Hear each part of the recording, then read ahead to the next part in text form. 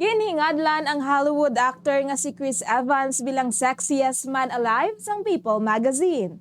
Sa isa ka interview sa nasambit nga magazine, ginpahayag ni Evans nga siya ang nag-adjust pa sa bag-o sini nga tag, apang excited na ini nga ipakigbahin ang balita sa iya nga biggest fan, ang iya nga Iloy. Suno sa iya sigurado ini nga malipay kag proud gid ang iya Iloy sa bag-o sini nga pagkilala.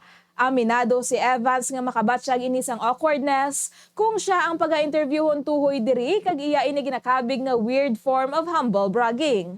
Sa edad nga 41 ginpahayag sang Captain America actor nga importante nga makaangkon sang work-life balance kag mas malipayon ini nga mas madamo siya sang tion para sa iya pamilya.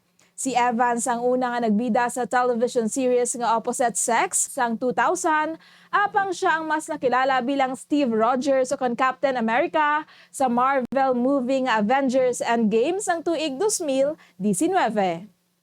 Para sa balita sa entertainment, ini si Bombo Jairi de los Reyes para sa Pamasang Radyo ng Pilipinas, consistent overall #1 sa Bacolod.